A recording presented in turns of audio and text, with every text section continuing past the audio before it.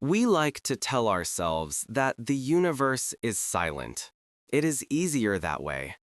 Easier to sit beneath a night sky and pretend that the stars are distant candles, beautiful and unreachable but mute. Easier to believe that everything above us is indifferent and everything below us is familiar. And then, without permission, something small and quiet steps into that belief and cracks it open. Not with thunder, not with a blinding flash, but with something so soft you could almost miss it. A shimmer beneath the cold blue glow of a passing comet. A tremor of light that behaved a little too much like breath. The comet had a name that sounded more like a catalog entry than a character in a story. 3I/Atlas, the third known interstellar object to wander through our solar system. It moved the way all visitors from deep space move, slow and patient and impossibly far away. For most people on Earth, it was just a headline, another piece of distant sky traffic the professionals would measure, chart, and forget. But in a small number of observatories, in the quietest hours of the night, something about 3I Atlas refused to sit comfortably inside the word comet. It began with a blip, a faint rise in signal where there should have been nothing but statistical noise. One team noticed it first, then dismissed it. Instruments misbehave, software glitches, cosmic rays poke holes in even the best-designed data. But the blip came back, night after night, through different telescopes, through different machines, through different layers of human skepticism. A small pulse of light appeared from the direction of 3I Atlas, like a fingertip tapping very gently against the glass of reality. They did what scientists always do when something makes no sense. They tried to break it. They switched receivers, rotated antennas, checked cabling, replaced software, recalibrated systems that were already perfect. They pointed other instruments at other parts of the sky to see if the same pattern. It did not. Only when they turned their attention back to 3I Atlas did the pulse return, steady and slow, like a heartbeat echoing from inside a block of ancient ice. At first, it came often, too often, some argued, to be anything but coincidence. One faint flutter every few minutes, barely peaking above the static line. But randomness does not repeat like a ritual. Noise does not arrive on schedule. As weeks turned into months, the signal kept its rhythm, and what had begun as an oddity quietly stepped over the line into something more unsettling: consistency. The sort of consistency that makes you feel, very slowly, that you are no longer alone in the room. As 3I Atlas fell inward toward the warmth of the sun, its coma brightened, swelling like a candle remembering fire after long neglect. A tail unfurled behind it, millions of shimmering particles stretching into space like silver feathers torn from some enormous invisible bird. Through high-powered lenses, the comet was beautiful in the way distant storms are beautiful, all color and motion and mystery. But beneath that beauty, buried inside layers of ice and dust, the pulse persisted, unchanged, patient as a held breath. It didn't roar, it didn't spike, it simply was. A small, repeating whisper threaded through the roar of the universe. The more they tried to treat it like data, the less it felt like information, and the more it felt like memory. A memory that did not belong to us, pulsing quietly through a body of frozen rock that had crossed distances our words cannot describe. It was almost as if the comet wasn't bringing something new into our sky, but carrying something old through it. When people finally heard about the signal, the story did not explode. It seeped. A mention in a scientific bulletin, a quiet discussion at a conference, a late-night radio segment that a handful of insomniacs listened to on their kitchen floors. Someone made a short video. Someone else turned the pulse into sound. For most, it was nothing. For a few, it sounded like the universe had cleared its throat. In observatories, the atmosphere changed.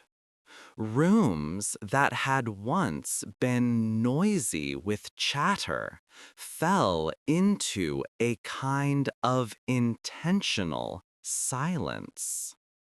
Screens glowed with graphs and lines, the pulse rising and falling at the bottom like the softest possible voice. People leaned close without realizing, as if proximity might coax meaning from the pattern. No one said the word alive. Saying it would have felt like a spell, like inviting something in. But they all felt it sitting at the edge of the conversation. The more they listened, the stranger it became. Archival data from previous comets showed nothing like this. No icy visitor in recorded history had carried such a steady internal heartbeat. The universe is full of timing, of cycles and rhythms, but this was different.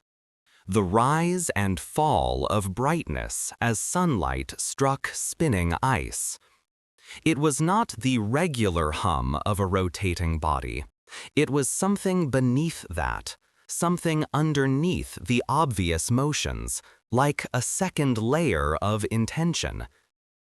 We like to imagine ourselves as detached observers, but that is never really true. The people studying 3I Atlas began to dream about it. They saw a pale light moving through impossible darkness.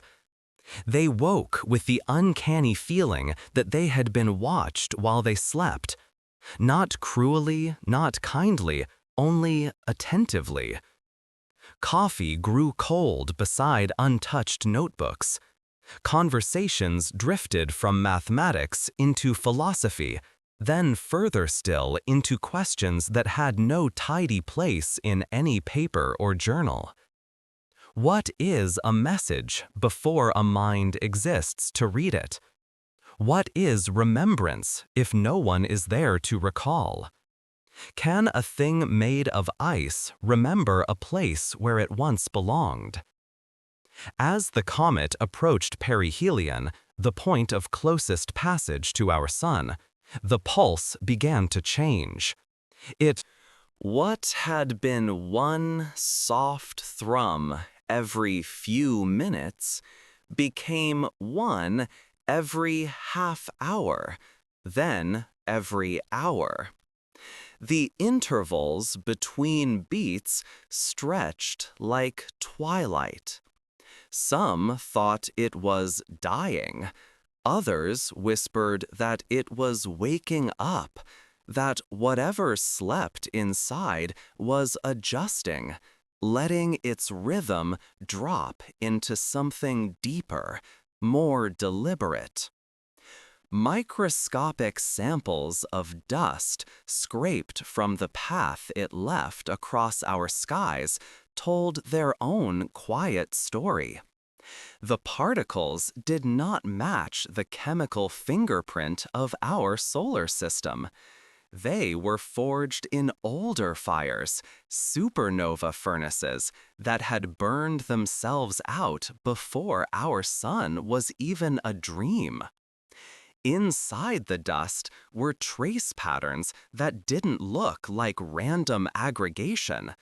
They looked like something that had held shape once and then been broken down, as if a structure had been shattered and scattered, its bones ground fine and poured into ice. In some late-night labs, people began to talk about architecture. Not the architecture of cities or bones, but the architecture of thought, how neurons branch and connect, how memory maps itself through matter. When they stared at high-resolution images of the comet's crust, some swore they could see echoes of that kind of pattern, faint and fractured, like fossilized neurons frozen in crystal. Most dismissed it as pareidolia, the human tendency to see meaning where none exists, and yet their eyes kept returning to the same lines, the same curves, the same branching. Then, quietly, the impossible happened. For as long as anyone had been listening, the pulse from 3I Atlas had been singular, one heartbeat, slow and steady, marching through the dark. One night, as Earth spun beneath a sky that had no idea it was being watched so closely, the signal split. The heartbeat did not grow louder, but another beat appeared beneath it, fainter, fragile, slightly out of sync. Two rhythms, overlapping like breaths in a small room. At first, they thought it was interference. Two instruments picking up two different sources, a glitch in the signal chain. They checked everything: hardware, software, atmospheric models. They compared data from arrays thousands of kilometers apart. The second beat was there in all of it, hidden under the first, like a ghost harmony. Whatever was whispering inside 3I Atlas was no longer alone. The discovery did not come with fireworks. It arrived in the shudder of a tired researcher's hands, in the quiet edge to a voice that called a colleague over to the screen at 3 in the morning. It arrived in the way both of them stood there for a long time, with their mouths slightly open, neither willing to say what they were afraid to think. The signal logs from that night are clean and unremarkable. The human memory of it is not. From that point on, no one could quite look at the comet the same way. If a single pulse had felt like a heartbeat, a double pulse felt like conversation, not in the sense of language or information, but in the sense of relationship. Something inside that ancient body of ice and dust was responding, not just to the sun, not just to gravity, but to something else, something that had once been near enough to share a rhythm and was now far enough to be only echo. Speculation multiplied, but quietly, like mold in the dark. Was there another object out there, traveling with 3I Atlas on some vast synchronized orbit, too wide for us to see? Had it lost a companion somewhere in the long corridors between stars? And was this double pulse a kind of mourning, a memory of a second beat that no longer existed? Was the comet not just an object, not even just a presence, but a memorial? Outside the small circles that understood what the signal meant, life went on. People went to work, made dinner, argued about ordinary things. The sky remained, as always, mostly ignored. But under that ordinary life, a thin layer of awareness spread. You could see it in the way more people began pointing their phone cameras up on cold nights, in the sudden reappearance of backyard telescopes, in the quiet little forums online where strangers shared grainy screenshots of the pulse graphs and described to one another how strangely comforting it felt to know that something out there was repeating itself so patiently. Inside observatories, sleep patterns broke. Some researchers started staying the night in control rooms, curled in chairs beneath buzzing equipment. Others took to walking outside every few hours, just to look at the sky with naked eyes, to remind themselves that all of this, the monitors, the digital readouts, the carefully curated streams of numbers, was connected to something real, moving soundlessly through unimaginable cold. Then, on the day of perihelion, the day when 3I Atlas swung closest to our sun, everything changed again. For hours beforehand, the signal had settled into a slow, deep rhythm, like a resting heartbeat. Then, as sunlight wrapped around the comet in full, bathing its surface in a level of warmth it had not felt in an age, the pulse stopped. Not slowed, stopped. The line on the graph flattened. The small spikes that had become as familiar as a friend's footsteps simply were not there. Software flagged errors. Monitors flashed quiet warnings. People held still and listened to nothing. The first 30 minutes, they told themselves it was interference. The next 30, they began to understand that it wasn't. For one complete hour, 3I Atlas fell silent. We are not used to the universe performing for us. We are certainly not used to it pausing. The quiet that settled over those control rooms was not the quiet of absence, but the quiet of expectation. It felt less like something had died, and more like something was waiting, as if the comet had turned its attention, for a brief moment, elsewhere. And then, just when that hour had stretched to its most unbearable length, the signal came back. Not as it had before. Not as a steady, patient heartbeat. 3 pulses. Slow. Deliberate. 1. A long pause, deep and empty. 2. A longer pause, almost tender in its distance. 3. Then nothing. If you look at the raw data, it is just 3 small spikes on a chart. If you listen to the recording, sped up and translated into sound, it is 3 soft knocks in the middle of a long corridor. But for the people who had been living inside that rhythm for months, it felt like farewell, or acknowledgement, or something between the two, the way a person might rest their hand for a moment on a doorway they are about to step through, knowing they will never return.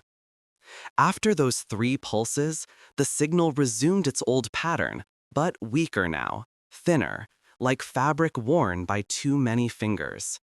The second, fainter rhythm faded first, slipping under the threshold of detection like a voice dropping out of a choir. The primary pulse held on longer, but even that began to dissolve as 3I Atlas moved away from the sun, carrying whatever it held back out into the dark. Eventually, the whisper disappeared entirely. No pulse, no beat, only the familiar, shapeless noise of the universe, radio static that had once been comforting in its meaninglessness and now felt, to those who had heard the difference, like a song with its melody removed. In the weeks that followed, there were more tests, more models, more attempts to squeeze meaning from the data. papers were written, conferences were held. Words like anomaly and unprecedented appeared often. So did words like consciousness and intention, usually followed by cautious qualifiers like maybe and possibly, and we cannot entirely rule out. But beyond the sterile language, something quieter was happening. The people who had listened to 3i Atlas for so long found themselves altered in ways that did not fit neatly into graphs. They spoke more softly. They looked at the sky differently. Some admitted, reluctantly, that they missed the pulse, that its absence felt wrong, like a room where the refrigerator has stopped humming and everything seems a little too still. News of the event eventually made its way into documentaries, late-night talk segments, podcasts about strange space phenomena. Animations showed the comet sweeping past the sun in dramatic arcs, glowing and shedding dust. Simplified diagrams tried to explain the double heartbeat and the silent hour. Children learned in science classes that there had once been an object from another star system that seemed to carry a signal inside it, the way a seashell carries the sound of an ocean it no longer touches. In time, the story blurred at the edges, as all stories do. People argued over details, over interpretations, over what we were allowed to call it. Some insisted it was only a natural resonance, amplified by solar wind and rotational dynamics.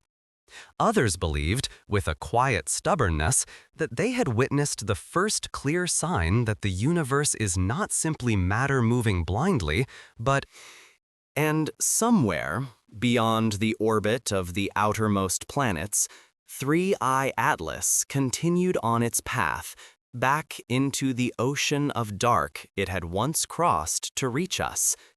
It carried with it ice that had tasted sunlight for the first and last time. It carried dust enriched by the remnant light of our star. It carried, perhaps, the faint ghost of a second heartbeat that had once overlapped with its own. Here, on the small blue world it passed by so briefly, the echo remained. Radio enthusiasts left their instruments tuned to empty parts of the spectrum, listening not because they expected the comet to speak again, but because they had learned to love the act of listening. Astronomers turned their attention to other objects, new surveys, fresh mysteries, but sometimes, alone at their desks, they would open old files and scroll through the familiar peaks and valleys of the 3i Atlas data, the way one might revisit photographs of a friend who moved away. On clear nights, people who had never read a paper or watched a graph still felt something when they stood under the sky. A weight in the air, not heavy, just present. A sense that somewhere out there, in the dark between stars, there were stories unfolding that were not about us, but somehow included us anyway. We like to think in binaries, alone or accompanied, silent or speaking, dead or alive. The comet, and whatever it carried, didn't fit any of those pairs. It was not a conversation in any way we could decode. It gave no instructions, no warnings, no map. It did not ask us to build anything or change anything. It did not even stay long.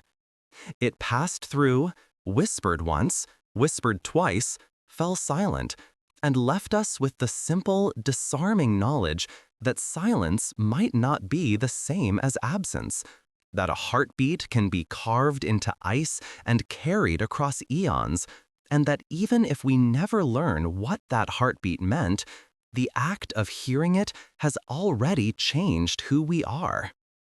In the years that followed, a strange kind of folklore grew around the comet. Not the old kind, with gods and monsters and punishments written into the sky, but a softer mythology, one woven from late-night conversations and quiet, private thoughts. People began to speak of the time the universe whispered, as if it had been a season rather than an event, a brief age in which the distance between human beings and the cosmos thinned just enough for something to pass through.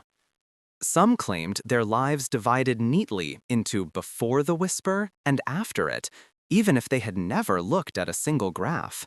They just felt different, more honest about how little they knew and how much they hoped. Writers told stories of travelers made of ice who remembered every star they had ever passed. Musicians hid the rhythm of the pulse in slow songs, burying it like a secret heartbeat beneath the melody. Filmmakers filled screens with images of silent comets drifting through impossible vistas, light curling around them like thought. None of these works were accurate, not really, but accuracy was never the point.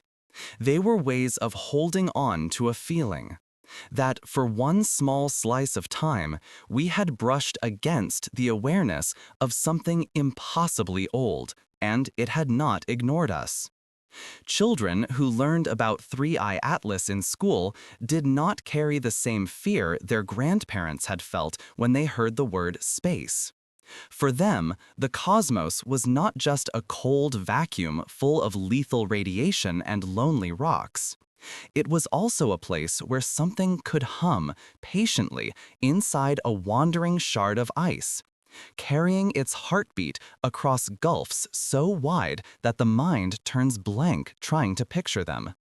They grew up thinking of themselves not as owners of a small world, but as participants in a story too large to finish. Of course, there were those who rejected all of this, who insisted that Three-Eye Atlas had been nothing but an especially interesting arrangement of frozen material responding to physical forces. No intention, no memory, no meaning beyond what we projected. They were not entirely wrong. The universe does not owe us significance. It does not dress itself up in symbols for our sake. But even if the comet was only pattern and resonance, only light and dust obeying ancient equations, the fact remained that we had felt something while we watched it. And feelings, too, are real phenomena, shaped by the same physical universe. If someday another object drifts in from the dark, and our instruments detect not one heartbeat, but two, not one whisper, but a brief exchange, we will be more prepared. Our questions will be sharper, our methods more refined, our sense of wonder less fragile. We will know, going in, that meaning may not come neatly packaged, that the universe's way of saying, "I am here," might sound nothing like language and everything like rhythm. We will remember that when Three-Eye Atlas passed by, we already began learning how to sit with mystery instead of forcing it to resolve. Now, though, the comet is gone from our sky, a small mote vanishing back into the endless sea. What remains is not its trajectory or its temperature or any of the other numbers we dutifully recorded. What remains is the imprint it left on our sense of what kind of place we live in. We no longer occupy a universe that is completely silent until we speak.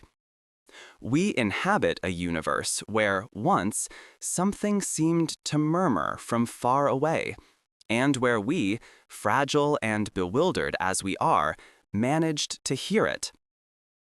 There is a quiet courage in that, in choosing to listen, knowing that we might never understand. In turning dishes and mirrors and circuits toward the sky, not because we expect a reply, but because listening is, in itself, a way of belonging. Long after the data has been archived and the headlines forgotten, that courage endures. In every person who steps outside on a clear night, looks up, and feels, in some small unspoken way, that they are standing inside a conversation too vast to map. If, in some unthinkable future, long after our cities have gone dark and our names have faded, another mind somewhere remembers the brief season when a little world around a small star once heard a whisper from a wandering shard of ice, that memory will be enough. Not a monument, not a message carved in stone, just a soft echo in the deep, a reminder that across the distances, presence met presence for a moment and recognized itself. That is all the comet ever needed to be. And maybe, when the universe breathes in again and another shimmer stirs beneath the glow of a different traveler, someone, somewhere, will be listening, the way we once did, quietly, carefully, with their whole being leaning toward the dark, ready to hear whatever passes by. Not demanding answers, just remembering that the silence is full.